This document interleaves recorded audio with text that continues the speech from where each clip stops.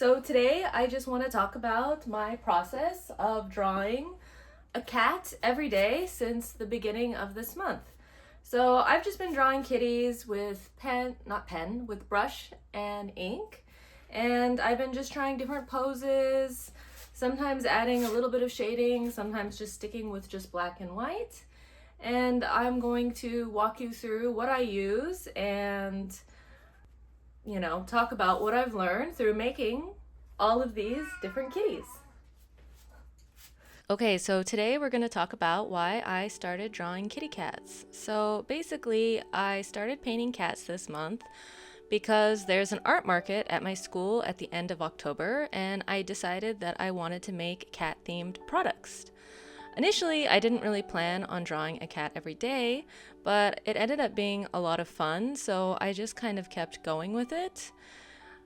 Obviously, I already knew that I love cats. I'm a bit obsessed with my own cats, and I love their faces, their expressions, their movements.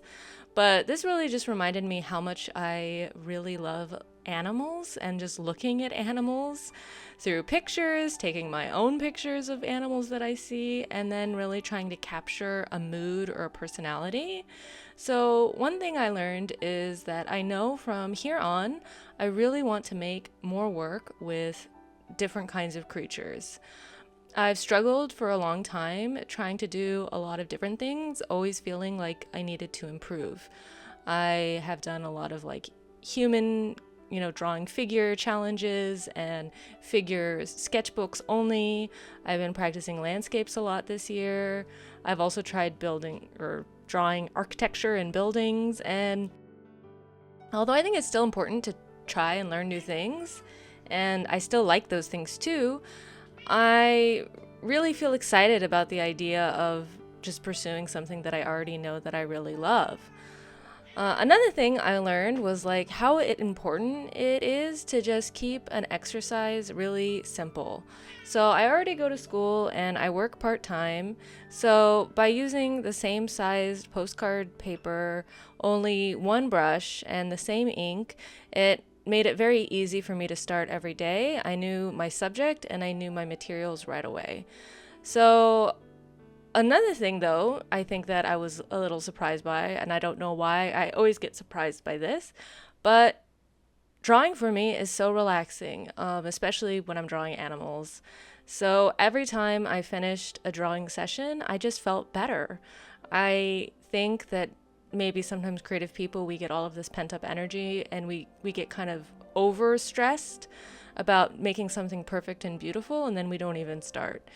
But really, we need to do the process, or at least I need to do the process to just feel better. And it doesn't really matter. I make a lot of mistakes. In this drawing session today, you only see one cat that I'm drawing, but I actually drew 7 cats today, and 2 or 3 of them came out really not good. I didn't even finish them. So for me, I really learned that it's just showing up, and I feel better, and it doesn't really matter about the result. So for now on, I think I will be sticking to cats, and I will be sticking to brush and ink, although I do still love gouache and acrylic gouache and color, but it's just so easy for me to do this in the short snippets of my life. But I am considering maybe trying larger sized paper, but let me know what you think about my kitty cats. And thank you so much for sticking around for this process.